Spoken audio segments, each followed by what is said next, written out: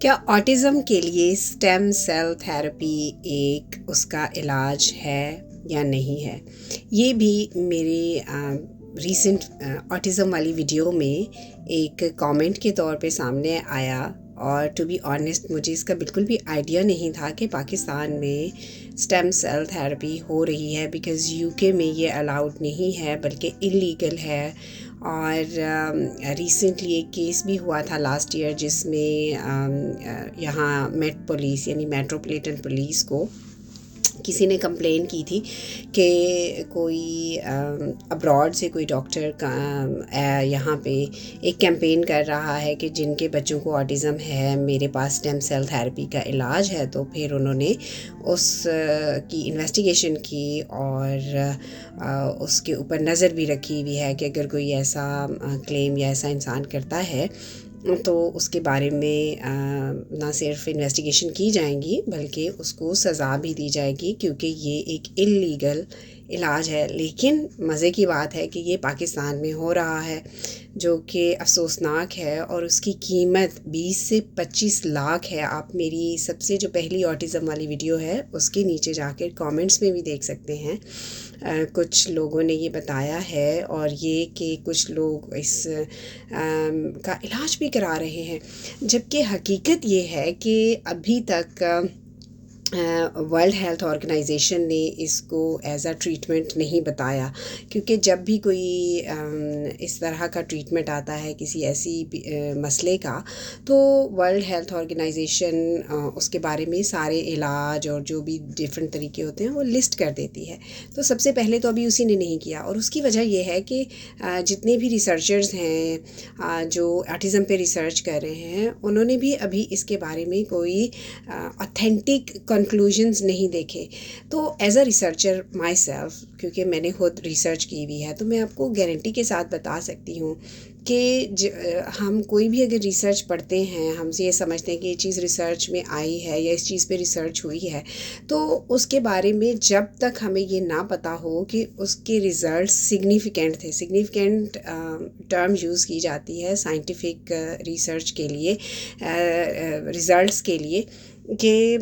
ख़ास तौर पर जब सिग्निफिकेंट रिज़ल्ट्स होते हैं तो उसका मतलब होता है कि उस रिसर्च ने इतने अच्छे हमें रिज़ल्ट्स दिखाए हैं कि उसमें जो मफरूज़ा था वो सच साबित हुआ है, या जो चीज़ स्टडी की जा रही थी वो वाकई ही काबिल इस्तेमाल है या काबिल अमल है, या उसको हम कह सकते हैं कि हाँ जी ये सही है, यानी इसको यूज़ कर सकते हैं या इस चीज़ को हम अपने लिए इस्तेमाल कर सकते हैं। लेकिन मैं यहाँ पे एक रिसर्च का स्क्रीनशॉट भी लगा रही हूँ, जो कि मेटा एनालिसिस है। जो लोग रिसर्च समझते हैं उन्हें समझ आ जाएगी कि मेटा एनालिसिस वाली रिसर्चेस क्या हो सकती हैं। उसमें सिर्फ 5 स्टडीज़ जो थी वो क्वालिफ़ाई की थी स्टेम सेल के लिए, और उसमें उन्होंने देखा था कि थोड़ी बहुत उसकी इफ़ेक्टिवनेस थी। लेकिन उस स्टडी में बहुत सारी जो थी वो ख़ामियाँ थी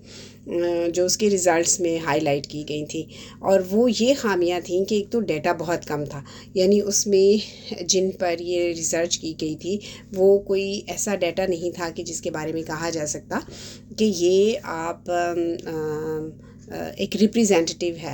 यानी कोई भी रिसर्च या कोई भी ऐसी दवाई या कोई भी जो इलाज आता है उसके लिए हमें बहुत ज़्यादा, और ख़ास तौर पर अगर वो ग्लोबली यूज़ होना हो तो उसके लिए फिर पूरी दुनिया से डेटा होना चाहिए। लेकिन इन स्टडीज़ में ऐसी बात नहीं थी, और कुछ इसकी मेथडोलॉजिकल यानी कि जिस तरीके से वो स्टडी की गई उसमें भी खामियां थी, और उसके साथ साथ ये भी वार्न किया गया था कि इसमें बहुत ज़्यादा रिस्क्स होंगे, और ख़ास तौर पर अगर वो बच्चों में की जाएगी, क्योंकि ये एक इंजेक्शन होता है और वो आई थिंक स्पाइन या स्पाइन नर्व में लगना होता है, और ये बच्चों के लिए रिस्क हो सकता है, क्योंकि उसको अभी तक क्लियर नहीं करके बताया गया, और ना ही फर्दर रिसर्च ने उसमें ये साबित किया है कि इस इंजेक्शन को लगने का क्या साइड इफ़ेक्ट होगा या प्रॉपर तरीका क्या है लगाने का, और उसके लिए कौन से ट्रेंड डॉक्टर्स होने चाहिए जो उसको लगाएं या ट्रेंड प्रोफेशनल्स होने चाहिए, क्योंकि कॉम्प्लिकेटेड प्रोसेस है। और स्टेम सेल्स को भी एक बहुत एडवांस टेक्नोलॉजी है, तो वो भी आई थिंक हर एक के लिए अभी तक अप्रोचेबल नहीं है। सो इसलिए अगर पाकिस्तान में कोई कर रहा है तो वो डेफ़िनेटली क्वेश्चनेबल हो सकता है, या उनको इस बारे में थोड़ा सा फेयर हो के बताना चाहिए लोगों को। और जो एक और बहुत अहम चीज़ बताएगी वो ये था कि इसके लॉन्गिट्यूडनल इफ़ेक्ट्स क्या हैं। लॉन्गिट्यूडनल का मतलब होता है कि यानी अगर एक ये इलाज हुआ है, मसलन किसी को के बच्चे को हुआ है, तो 1 साल में हाली उसके रिज़ल्ट्स का पता नहीं चलेगा कि वो ठीक हुआ है या नहीं, क्योंकि अभी बच्चा है और 1 साल में कोई बहुत बड़ा फ़र्क नहीं आता, और ये कोई बीमारी नहीं है, कोई इन्फेक्शन नहीं है कि जो ठीक हो जाएगा। बल्कि जो ऑटिज़म है वो एक न्यूरो डेवलपमेंटल डिसऑर्डर है, यानी इसमें बच्चे की उम्र के साथ दिमाग भी ग्रोथ करता है। तो अब हो सकता है बच्चे ने बहुत सी चीज़ें अभी सीखी ही नहीं, वो उसने थोड़ी सी बड़ी उम्र में जाके सीखनी है, तो